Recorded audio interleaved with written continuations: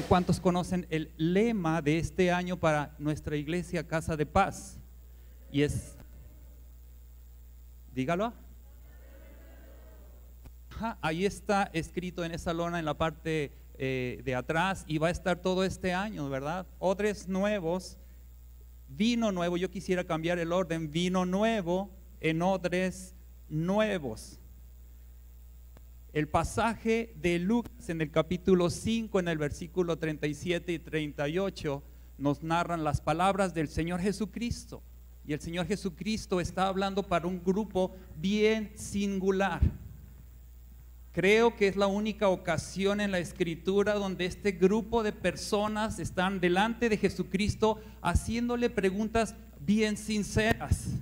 Esos tipos de preguntas que nosotros todo el tiempo hacemos, bien sinceros delante del Señor, delante de Dios, pero muchas veces sin comprender la magnitud y la perspectiva de lo que la obra de Dios está haciendo en nuestras vidas en relación al reino de Dios. Ahí está este grupito de personas. Pero Lucas 5, 37, 38 dice: un grupo de personas se reunieron delante de Jesucristo. Y si leemos 3 o 4 versículos anteriores, está hablando de los fariseos. Entonces en Lucas entendemos que es un grupo de los fariseos que le hacen una pregunta muy interesante en relación al ayuno. Más adelante Jesucristo dice esas palabras hermosas que tienen una aplicación eterna para nuestras vidas como iglesia. Y dice Jesucristo: nadie echa vino nuevo en odres viejos. De otra manera, el vino nuevo romperá los odres y se derramará, y los odres se perderán. El clímax del mensaje del Señor Jesucristo en este versículo está en el versículo 38, y es el clímax del sermón de esta mañana.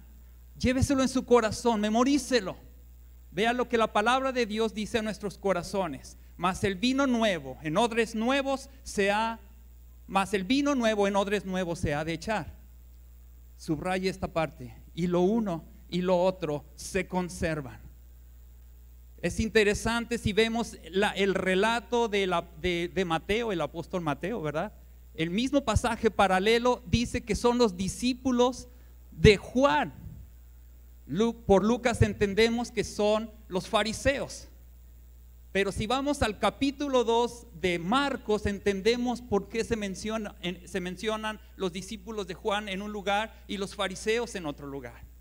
Es interesante que Marcos captó el detalle. Eran los discípulos de los fariseos que se habían reunido con los discípulos de Juan el Bautista y tenían una pregunta muy original. Tenían una pregunta muy apropiada.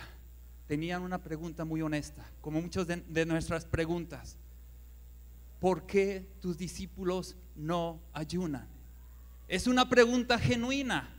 El ayuno está ordenado, en el Antiguo Testamento se menciona, en la Torá se menciona, en las costumbres de los rabínicos se menciona, en todos los textos se mencionan, en los libros proféticos se mencionan que ayunemos. Es genuino, a Dios le agrada que ayunemos, y vienen a cuestionar: Señor Jesucristo, ¿por qué tus discípulos no ayunan? Es interesante ver, creo que es la única escena en la Escritura donde vemos discípulos de Juan el Bautista reuniéndose con algunos de los fariseos para hacer una pregunta genuina.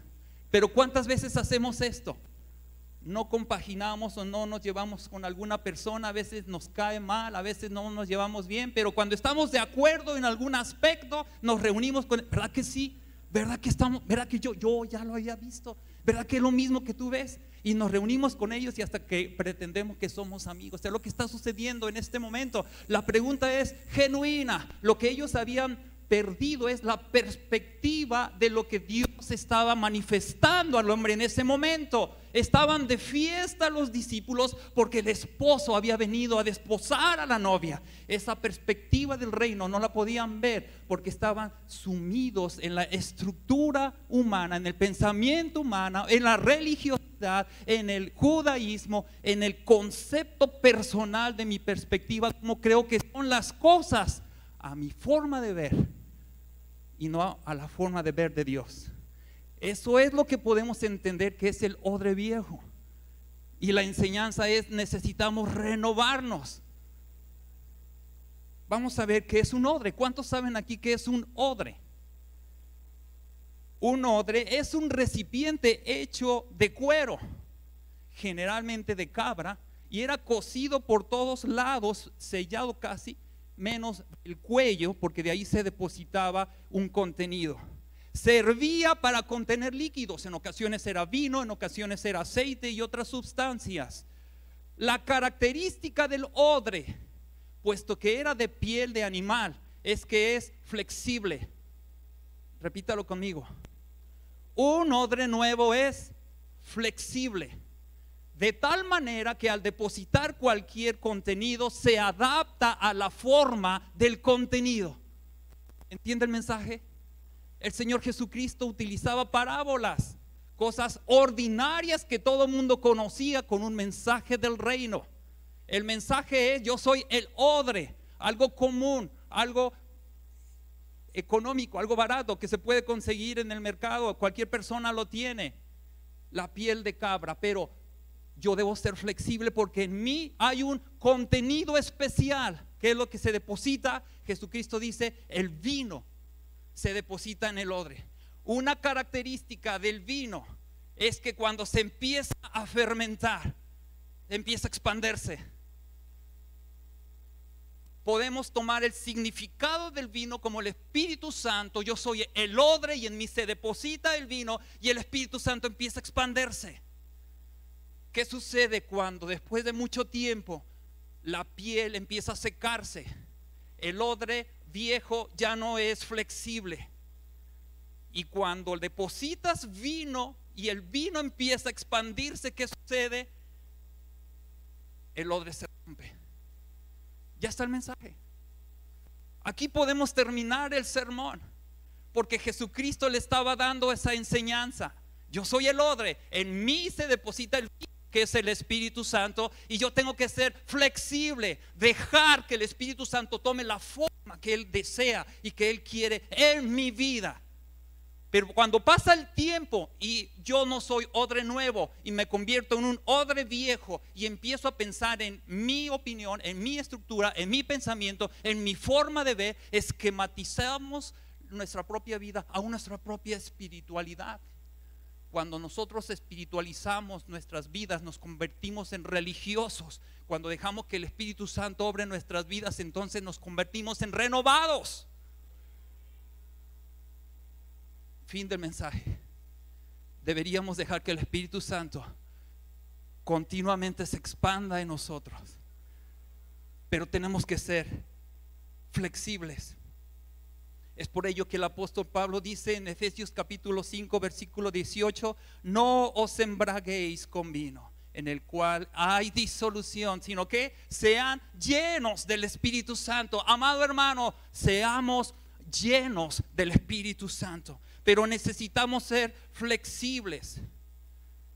Y estas palabras las toma el apóstol Pablo, Romanos capítulo 12:1, un versículo muy conocido: no se hagan a la forma del mundo. Otra vez está tomando el símil de los odres. Yo soy un odre que necesito ser flexible, de tal manera que el plan y el propósito de Dios en mi vida pueda cumplirse absolutamente.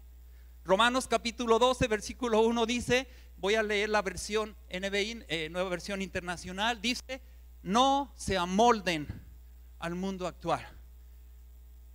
Ese es un mensaje para mí.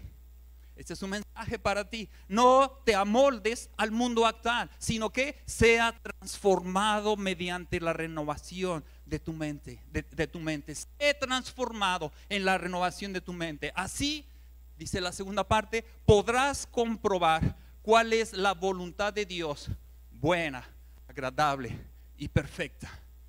Pero si nosotros nos resistimos a que Dios cumpla su plan y su propósito, que el Espíritu Santo llene mi vida y yo ser flexible para que Él cumpla su plan y su propósito, entonces yo seré quebrantado. Yo soy un odre viejo que será roto por el Espíritu Santo. ¿Cuál es el molde del mundo? Dice el apóstol Pablo que no nos hagamos a la forma del mundo, que nos amoldemos al Espíritu Santo. Podemos hablar muchas horas del molde del mundo, pero yo quiero solamente resaltar una característica. Y quiero tomar las palabras de Miguel Núñez en una obra muy interesante que se llama Ética Cristiana, donde dice: el hombre contemporáneo está basado en su pensamiento humanista, hedonista, narcisista, en pocas palabras, egoísta, centrado en mi propio beneficio, en lo que yo necesito, en lo que yo quiero, en mi perspectiva, en mi opinión, en mi justicia. ¿Cuántos de nosotros hemos dicho no es justo? Y a veces lo hemos hecho de una manera incorrecta, reclamando a veces a Dios por algo que nos ha sucedido. Yo lo he escuchado muchas veces, ¿no es cierto? ¿Alguno de nosotros lo hemos dicho? No levante su mano, no se preocupe. Pero yo sé que todos nosotros hemos al menos pensado: Señor, no es justo, y queremos poner nuestra justicia delante de Dios, pensando que es mejor que la justicia de Dios. Pero sabemos que no es así. En la Escritura nos muestra que nuestra justicia es como ¿qué? Trapos de inmundicia. Cada vez que nosotros opinamos y queremos darle a Dios, ayudarle a Dios en nuestras opiniones, dice Max Lucado, creemos que Dios es afortunado por tenernos de su lado. Es lo que dice Max Lucado. Y a veces creemos que es así porque estamos basados en un pensamiento donde el hombre es primero, el hombre es más importante, las necesidades del hombre son importantes, lo que yo necesito, y ahí Dios está afuera para proveer lo que yo necesito, lo que yo quiero y lo que yo deseo en mi corazón. Y ese no es el mensaje del Evangelio de Jesucristo. Ese no es el mensaje de la Escritura. Jesucristo dijo: si alguien quiere ser mi discípulo, ¿qué? Tráigame su lista de peticiones personales y yo se las voy a cumplir. Eso es lo que dice la Escritura. Quiero hacer una pregunta muy interesante. Nadie voltee a los lados ni para atrás. Esto es personal. Levanten la mano los que son redimidos por la sangre de Jesucristo en este lugar. ¿Quién es redimido por la sangre de Jesucristo en este lugar? ¡Qué bendición! La mayoría. Ahora quiero que levante la mano los que son discípulos. ¿Por qué siempre sucede esto? Son más los que levantan la mano redimidos por la sangre de Jesucristo, y son menos los que son discípulos de Cristo. Porque es precisamente este el punto complicado y difícil para nosotros, renunciar a nosotros mismos. Jesucristo dijo: si alguien quiere ser mi discípulo, ¿qué? Niéguese a sí mismo y tome su cruz. Y esto, amados hermanos, no cualquier persona está dispuesta a hacerlo. Esta es la característica del hombre. El hombre vive basado en escuche esto, las palabras de Miguel Núñez, basado en un beneficio personal. Tenemos una tendencia a exaltar nuestros logros y nuestras virtudes personales. Tenemos necesidad de aceptación y reconocimiento. ¿Les suena conocido esto?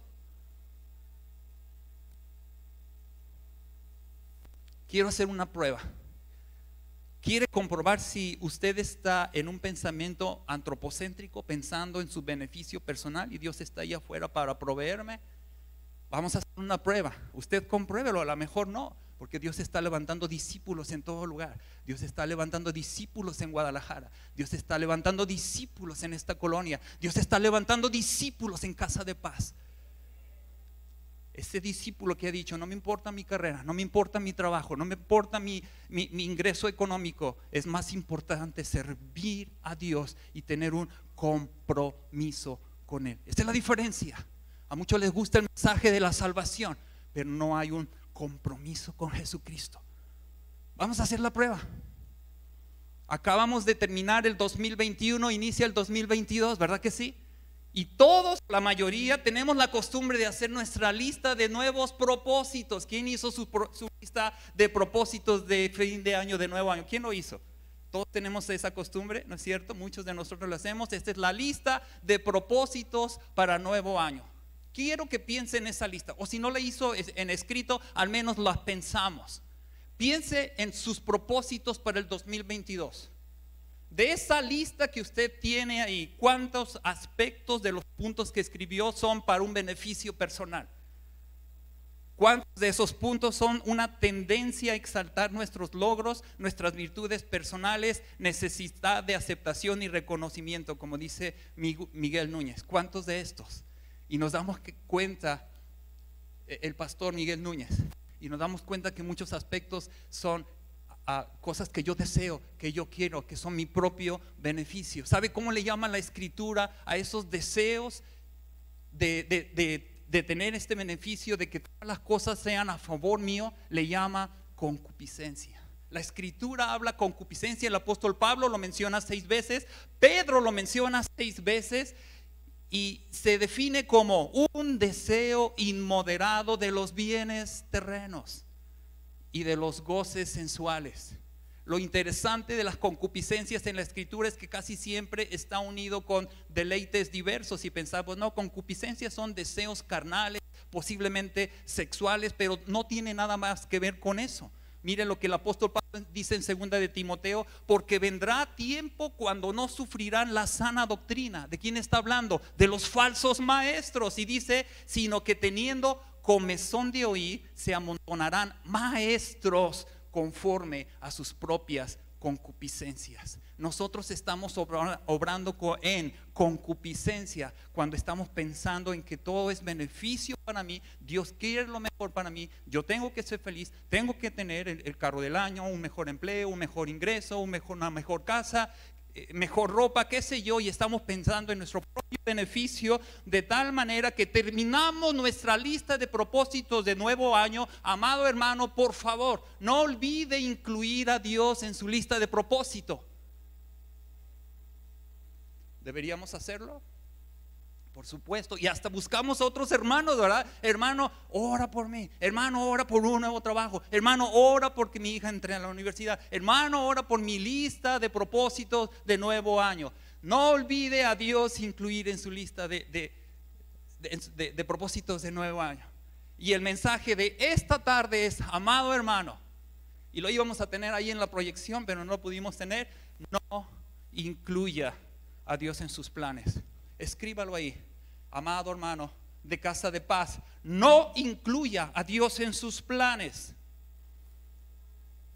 Inclúyase usted mismo en los planes de Dios. Esta es la diferencia entre alguien que es creyente en el Evangelio de Cristo y redimido por la sangre de Jesucristo y un discípulo. Yo no voy a incluir a Dios en mis planes, voy a incluirme en los planes que Dios tiene para mi vida. Voy a hacer un odre nuevo que sea flexible al Espíritu Santo, de tal manera que cuando Dios deposite su gloria y su poder en mí, se pueda manifestar sin que yo me rompa. ¿Ve la diferencia? Y amado hermano, ese mensaje se va a estar predicando todo el año, porque es el énfasis de este año. Yo debo ser un odre nuevo. Ya lo escribió ahí: no incluyas a Dios en tus planes. Olvídate de tus planes, rompe esa lista. Y ahora de rodillas tenemos que decir: Señor, ¿cuáles son tus planes para mí? Inclúyete tú en los planes de Dios. Amén. ¿Cuál debe ser nuestra actitud entonces? Quiero mencionar un ejemplo bien hermoso en la Escritura, el ejemplo del gran rey David. Y nos encantan las historias. El gran rey David, el último de los hijos de Isaí, el más pequeño. Ni siquiera el papá lo tomaba en cuenta, y de atrás fue escogido, y de atrás de las manadas Dios lo llamó para ser el sustituto del rey Saúl. Ministraba en la presencia de Saúl. Los demonios iban cuando él ministraba la lira o el salterio, estaba delante de Dios. Dios lo escogió. Cuando vio al filisteo, que dijo: él se va a avergonzar y a arrodillar delante del Dios de los ejércitos de los israelitas. Dios empieza a utilizarlo, y finalmente hay un pasaje clave. ¿Sabe que la Escritura habla que el rey David era conforme a qué? Conforme al corazón de Dios. ¿Por qué? ¿Por qué David era conforme al corazón de Dios? La clave está en 2 de Samuel 7, 18 al 22. Ahí tenemos la clave. Esta porción de la Escritura, el rey David está en el pináculo de su carrera, en la parte más, en el clímax. El profeta Natán lo visita y le dice: Dios ha confirmado eternamente tu reino, de tu descendencia no faltará rey en Israel.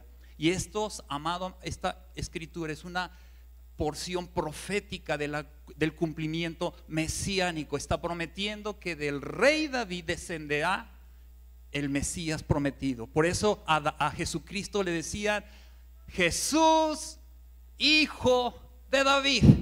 ¿Qué es lo que tenía David? ¿Qué es lo que había en él que es descrito de esa manera y que se perpetuó su nombre? ¿Ya tiene ahí el pasaje? Quiero que atesore este pasaje de 2 de Samuel, porque ahí está la clave porque David era conforme al corazón de Dios, y es algo que tenemos que aplicar a nuestras vidas cada día si queremos ser un odre nuevo. Si yo quiero ser un odre nuevo, tengo que tomar la actitud de David. Está ahí descrita, está delante de Natán. Natán está profetizando que su reinado será permanente, y dice ahí, ya lo tiene, 2 de Samuel capítulo 7 del 18 al 22, dice: amado hermano, atesore estas palabras. Vivamos lo que David estaba viviendo en ese momento. Dice: luego el rey David, después de lo que le dijo Natán, se presentó ante el Señor y le dijo, vea lo que David dijo: Señor y Dios, ¿quién soy yo? ¿Qué es mi familia? ¿Quién soy yo y qué es mi familia para que me hayas llegar tan lejos? Él está reconociendo que no era nada, no eran sus logros, no era su valentía, no era su personalidad, no era su dinero, no eran sus títulos, no eran sus medallas honoríficas, no era su dinero, sus propiedades económicas, no era su necesidad de reconocimiento. Era la humildad que tenía para reconocer: soy nada delante de ti, es por tu gracia. Esa es la clave de que nosotros vivamos cada día como un odre nuevo. ¿Quién soy yo? Dígale al Señor: ¿quién soy yo? En el siguiente versículo dice: como si esto fuera poco, Señor y Dios, también me has hecho promesas a este siervo tuyo en cuanto al futuro de su dinastía. Y luego hay una expresión bien interesante: tal es tu plan para con los hombres. En la versión Reina Valera dice: así procedes con el hombre, que no soy nada, de la nada, de atrás del rebaño me tomaste, y ahora soy rey, y se me promete que construiré casa para Dios, Señor y Dios. Y en el versículo 22 dice: has hecho estas maravillas en cumplimiento de tu palabra, según tu voluntad, y las has revelado a tu siervo. Cada vez que tú llegues a punto interesante de tu vida, cada vez que tú tengas un logro personal, cada vez que tú tengas un anhelo, un sueño, es malo desear prepararse, ir a la escuela, a la universidad, obtener un título. No es malo, es malo tener una empresa, un negocio. ¿Cuántos empresarios aquí hay? No es malo, Dios lo quiere para nuestras vidas, pero no debemos de perder la perspectiva. Léalo nuevamente: Dios, has hecho estas maravillas en cumplimiento de tu palabra. Y si somos humildes, Dios nos exalta. Y si somos odres nuevos, el Espíritu Santo nos toma y nos hace a la manera de Dios. El equivalente a odres nuevos lo menciona el apóstol Pablo en 2 de Corintios 4:7. Utiliza otra palabra, pero son sinónimos de acuerdo al contenido espiritual. 2 de Corintios capítulo 4 versículo 7. Ve lo que el apóstol Pablo está mencionando: pero tenemos este tesoro en vasijas de barro. Y esas vasijas de barro es un sinónimo de los odres. ¿Qué es una vasija de barro? Algo barato, algo que puedes conseguir donde quiera, algo que todo mundo puede tener, no tiene mucho valor. Pero lo que el apóstol le está hablando es de la obra de Dios, del Espíritu Santo, renovándonos cada día, cumpliendo el plan y el propósito que yo quiero, no, que Dios quiere para mi vida, que Dios quiere para mi matrimonio, que Dios quiere para mi familia, y que Dios quiere para Casa de Paz. Entonces yo me convierto en un vaso de barro en el cual se está depositando un contenido precioso, eterno, solemne. Hace un momento estábamos cantando, hermano Leo, a Él sea el 99% de la honra. Es lo que decía el canto, ¿verdad? Hermano Leo. Decía, a Él sea el 95% de la honra. ¿Cómo dice el canto? Toda la gloria. Y otra de las partes de ese canto dice que Dios es soberano. ¿Sabe qué es una soberanía? A veces perdemos la perspectiva porque no vivimos bajo un imperio. A Él sea el imperio. Hay un canto, ¿verdad? Pero esta es una porción bíblica. A Él sea el imperio. ¿Sabe qué es un emperador? Ellos vivían bajo el imperio romano y había un emperador. Pero a veces perdemos la perspectiva porque vivimos en una sociedad otra vez antropocéntrica, donde la opinión de todos cuenta. Vivimos en una sociedad de democracia. Vamos a votar. ¿Qué sucede si no me gusta? ¿Qué sucede si no me agrada? ¿Qué sucede si las instalaciones del templo no son tan agradables? ¿Qué sucede si la predicación de aquí no me gustó? ¿Qué sucede si la alabanza no es la que a mí me agrada más? Entonces, bien sencillo, ahí hay una iglesia enfrente o a 2 cuadras y nos cambiamos como si todo fuera tan fácil, porque creemos que mi opinión delante de Dios es importante y mi justicia, Dios tiene que considerar mi opinión. No sabemos lo que es un soberano o un monarca. Un monarca determinaba su voluntad y no le preguntaba a nadie si estaba de acuerdo. Eso es ser monarca. Dios, lo que tú quieras. Si no me gusta, Dios, lo que tú quieras. Si no me agrada, Dios, hágase tu voluntad. Si no lo entiendo, Dios, sé tu voluntad. Lo que el apóstol decía de su aguijón.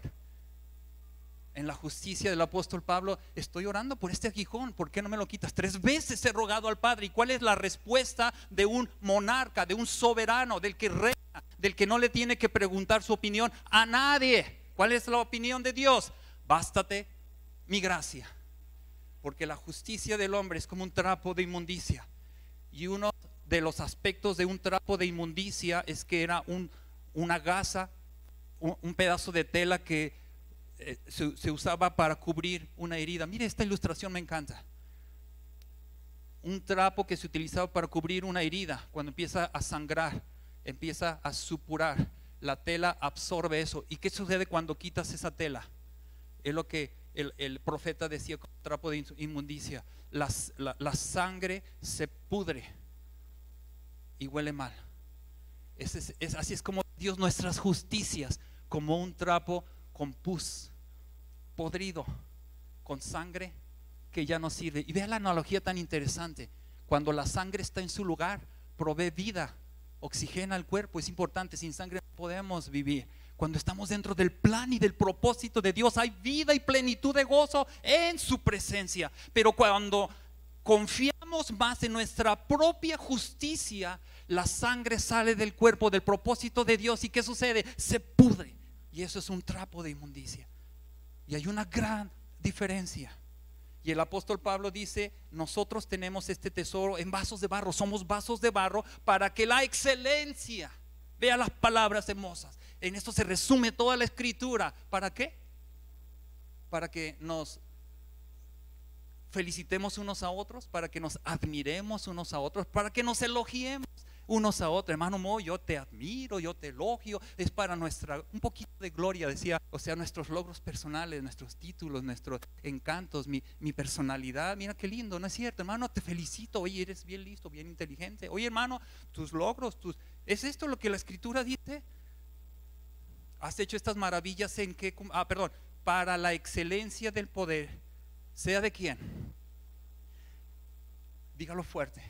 Para que la excelencia del poder sea de Dios y no de nosotros. Si hay alguien que sabía de esto, es el apóstol Pablo, cuando le está escribiendo a una iglesia que tenía de qué jactarse. Los que habían heredado el pensamiento filosófico, la cuna de la filosofía que tiene trascendencia en nuestra educación aún hoy. La cuna de la escuela platónica, aristotélica, donde surge el pensamiento, el gnosticismo, el materialismo dialéctico. Los corintios estaban orgullosos de la herencia, de la sabiduría humana que habían heredado de la filosofía griega. Y esto se los elogió el apóstol Pablo. cuando el apóstol Pablo le escribe a estos que deberían de tener razón de estar orgullosos, los corintios, de haber descendido de esa herencia filosófica, ¿no es cierto? Y otras ciencias que se desarrollaron en la Grecia. Pero mire lo que el apóstol Pablo le dice a aquellos que pudieran estar orgullosos de su conocimiento y de su propia sabiduría humana. ¿Qué es lo que les dice el apóstol Pablo? Sino que lo necio del mundo escogió Dios para avergonzar a los sabios. Yo creo que unos cuantos hermanos de la iglesia de Corinto se salieron de la iglesia cuando escucharon que Pablo decía: lo necio del mundo escogió Dios para avergonzar a los sabios, porque muchos de ellos se profesaban sabios. Lo débil del mundo escogió Dios para avergonzar a las fuertes, a lo fuerte. Y otros cuantos gentiles descendientes de los romanos se pudieron haber salido. Yo soy descendiente de los grandes emperadores romanos, pero dice Pablo: lo vil del mundo, lo menospreciado escogió Dios. Lo vil del mundo y lo menospreciado escogió Dios, y lo que no es, ¿para qué? Para deshacer lo que es. ¿Por qué? ¿Por qué tendría Dios que hacer esto? ¿Por qué Dios no tiene que tomar en cuenta las virtudes humanas? ¿Hay virtudes humanas? Claro que sí. Grandes músicos, grandes arquitectos, grandes poetas, médicos, grandes servidores sociales que elogiamos y admiramos, ¿no es cierto? Podemos hacer una lista infinita de los logros humanos que el hombre ha hecho cosas buenas, claro que sí. Pero mire cuál es la característica del hombre, porque el hombre es pecador y tiende a ir a la concupiscencia. Y aquí está la clave. ¿Por qué tendría Dios que avergonzar a los sabios, avergonzar a los fuertes y de lo que no es, destruir lo que sí es? ¿Por qué? Ahí está en el final del versículo 29. No les dije la cita, ¿verdad? Primera de Corintios 1, 27, 29 dice que a fin de que nadie se jacte en su presencia. Esta es una de las características del ser humano: jactarnos de lo que somos, de lo que creemos, de nuestra justicia, de nuestras virtudes. Ahí está la clave de ser un odre nuevo, cuando decimos: no es por mí Dios, es por ti. Es decir, es que Dios ha puesto algo muy bueno en mí. Mira, soy bien lindo, toco bien bonito el piano, canto, toco qué sé yo, y estamos delante de Dios. Pero el apóstol Pablo dice: nadie se jacte en su presencia. Mire lo que sucede con el ejemplo del rey David. Cuando el rey David le dijo a Dios: no es por mí, ¿quién soy yo y quién es mi familia? Ahí estamos viendo a un rey David como un odre nuevo. En el capítulo 7 de 2 de Samuel, 3 capítulos después, en el capítulo 11, la carrera espiritual de David empieza a declinar. 3 capítulos después, David se siente cómodo por lo que ha logrado, se siente orgulloso por lo que Dios ha hecho.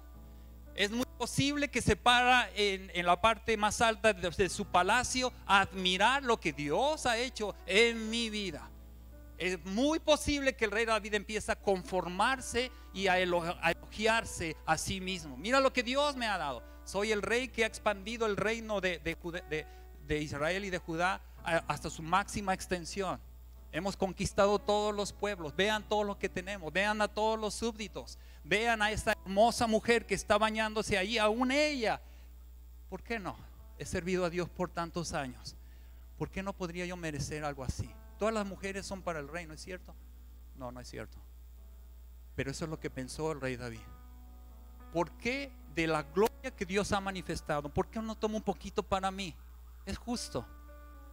¿Por qué Dios no me da un mejor carrito, una mejor empresa, un aumento en mi salario? Te podría servir mejor.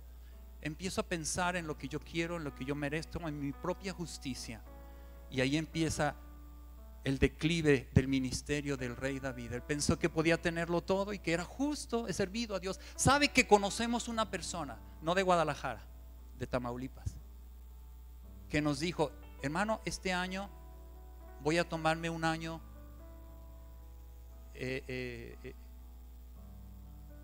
sabático. Esa es la palabra que utilizó. 10 años atrás hemos servido a Dios, nos hemos entregado a Él y estoy un poquito cansada. Voy a tomar este año 2022 como un año sabático. Yo nunca había escuchado esto. Y voy a descansar de tantas cosas que he hecho para Dios en años pasados. Hoy voy a tomar un año sabático, ¿verdad? Fue la palabra que utilizó.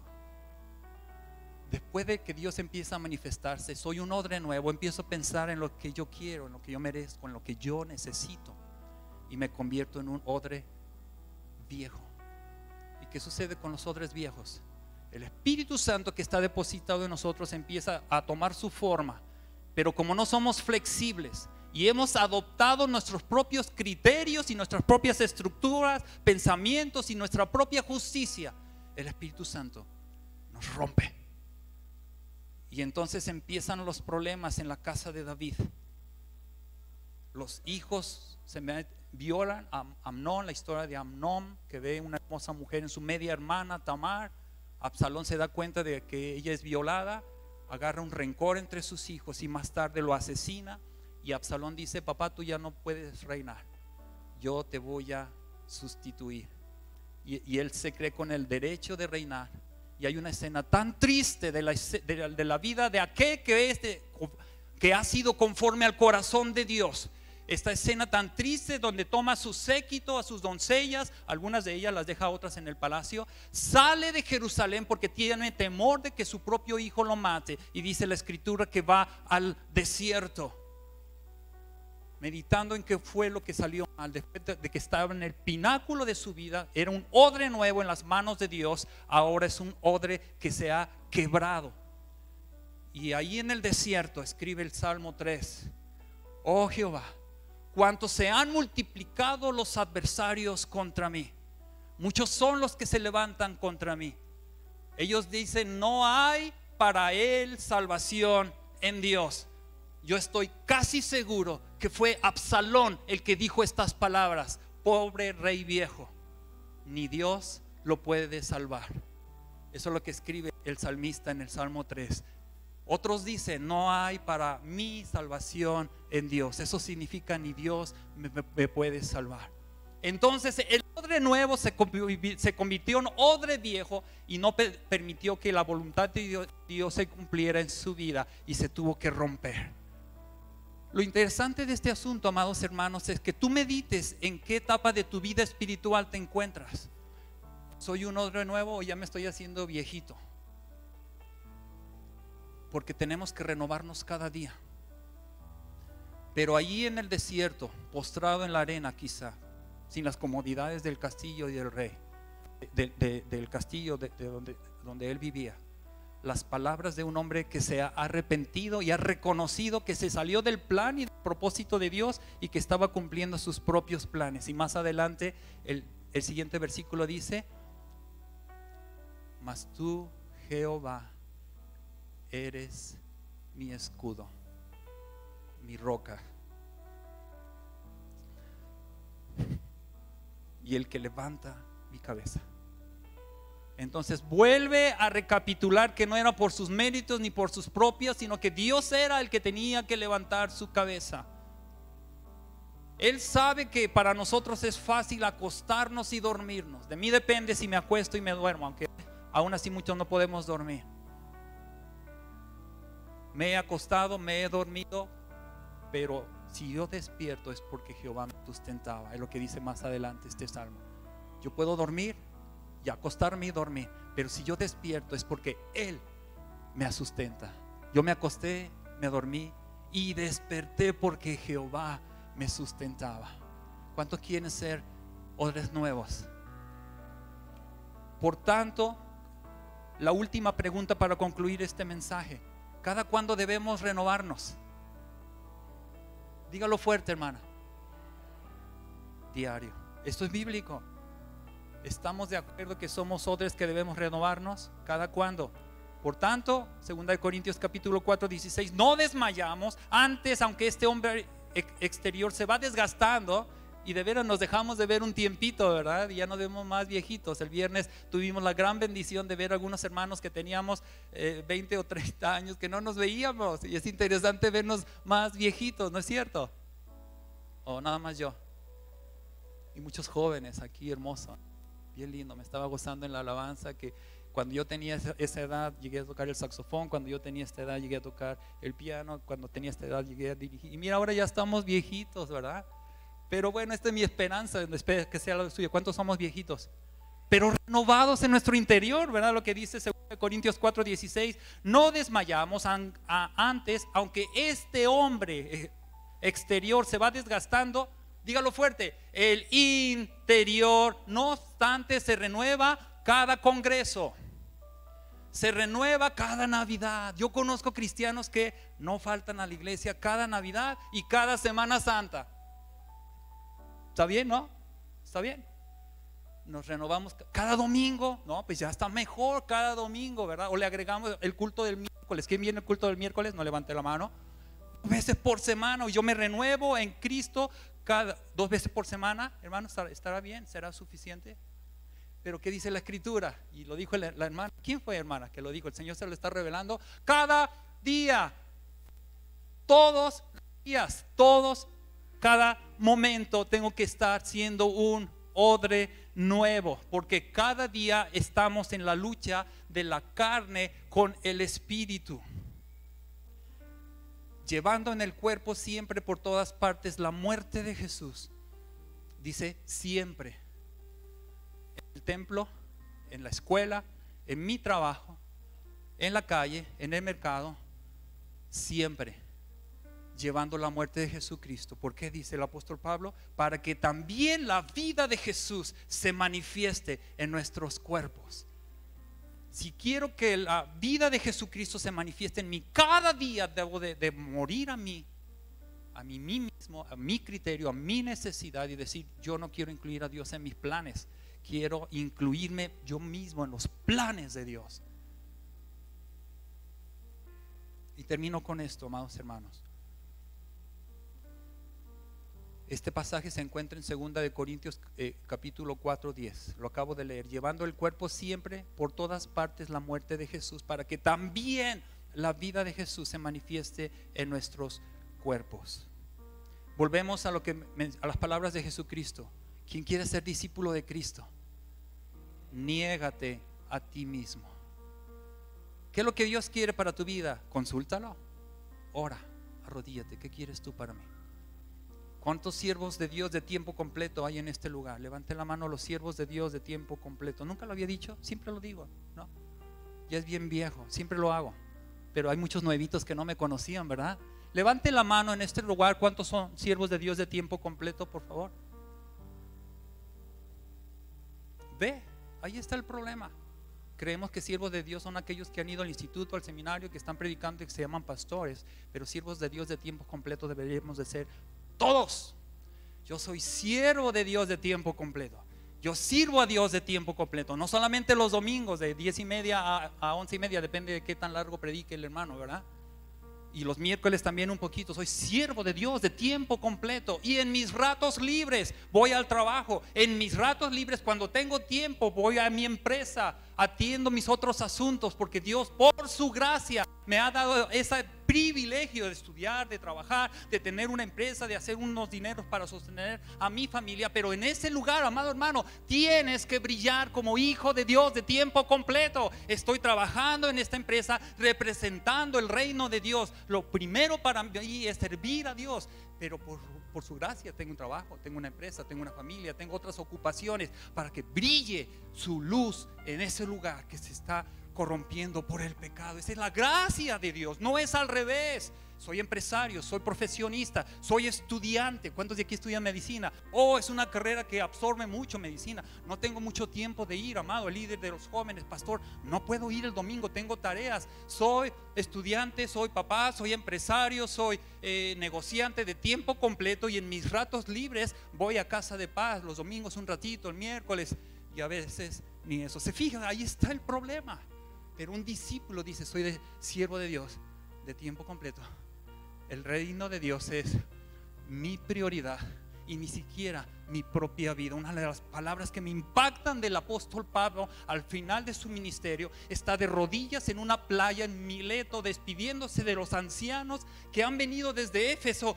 Pablo, no vayas a Jerusalén, te van a atar y te van a encadenar y vas a morir. El profeta Agabo se lo había advertido. Las palabras del apóstol Pablo en este momento en Mileto deben ser mis propias palabras. Con esto termino. De ninguna cosa hago caso, ni estimo preciosa mi vida para mí, con tal de que acabe mi carrera para la cual he sido llamado a predicar el ministerio de Cristo. Póngase de pie, amado hermano. Qué hermoso cuando llegamos a ese momento culminante de nuestras vidas. Ni siquiera mi propia vida estimo preciosa para mí, con tal de que acabe mi carrera para la cual he sido llamado. Levanta tus manos y dile: Señor, yo he sido llamado para ti, para tu reino, para reflejar el carácter de Jesucristo. Yo debo ser a tu imagen y vivir a tu imagen, Señor. Gracias por todo lo que nos has dado, pero eso es añadido. Esto es lo que añade la gracia. El propósito principal de nuestras vidas es reflejar el carácter de Cristo, ser como Él. Señor, ayúdanos a entender este mensaje, que ni siquiera nuestra propia vida sea tan importante como tu plan, tu propósito, y ayúdanos a ser odres que nos renovemos cada día y que tu Espíritu Santo nos llene, Señor, y nos amolde a lo que tú quieres para nosotros, y que estas familias de Casa de Paz, que esta iglesia empiece a prosperar por la obra del Espíritu Santo en cada corazón, en cada matrimonio, en cada familia, en esta comunidad que está creciendo de Casa de Paz, Señor, pero que tenemos el propósito de ser odres nuevos para vino que estás derramando, vino nuevo en nuestras vasijas de barro. A ti, Señor, como dice este canto, toda la honra, a ti todo el honor. No queremos ni siquiera un poquito para nosotros, no queremos jactarnos delante de ti. En el nombre de Jesús, a ti la honra y la gloria por siempre, Señor. Amén.